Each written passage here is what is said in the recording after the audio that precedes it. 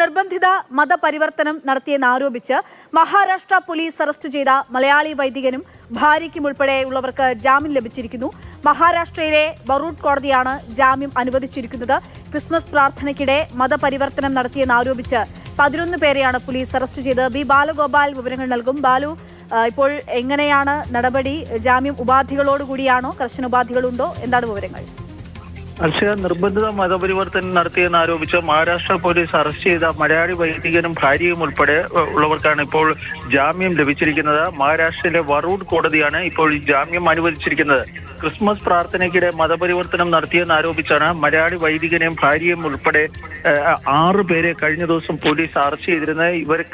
ഇവരെ തേടിയെത്തിയിരുന്ന മറ്റ് 5 പേരെ കൂടി ഉള്ള അറസ്റ്റും രേഖപ്പെടുത്തിയിരുന്നു. CSI ദക്ഷിണ കേരള മഹാ ഇടവക വൈദികൻ നെയ്യാറ്റിങ്കര സ്വദേശി ഫാദർ സുധീർ, ഭാര്യ ജാസ്മിൻ എന്നിവരെയായിരുന്നു ഈ മഹാരാഷ്ട്ര പോലീസ് അറസ്റ്റ് ചെയ്തിരുന്നത്. ബജ്രംഗ് ദൾ പ്രവർത്തകരുടെ പരാതിയിലായിരുന്നു ഈ അറസ്റ്റ്.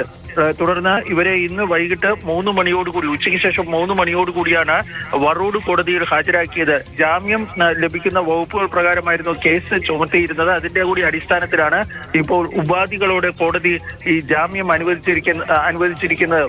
താൻ ഈ മതപരിവർത്തനം നടത്തിയിട്ടില്ല എന്നാണ് ഫാദർ സുധീർ പിന്നീട് ജാമ്യം ലഭിച്ചതിന് ശേഷം മാധ്യമപ്രവർത്തകരോട് പറഞ്ഞത്.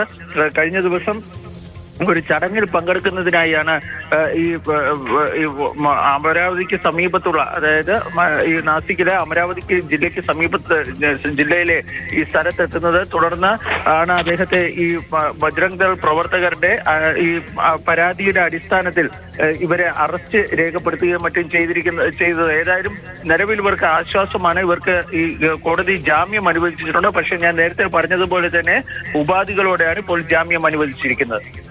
ശരി, ബി ബാലഗോപാൽ വിവരങ്ങൾ നൽകിയത്. ഉപാധികളോടുകൂടിയാണ് മലയാളി വൈദികനും ഉൾപ്പെടെ ഇപ്പോൾ ജാമ്യം അനുവദിച്ചിരിക്കുന്നത്. മഹാരാഷ്ട്ര പോലീസായിരുന്നു അറസ്റ്റ് ചെയ്തിരുന്നത് മതപരിവർത്തനം ആരോപിച്ചുകൊണ്ട്.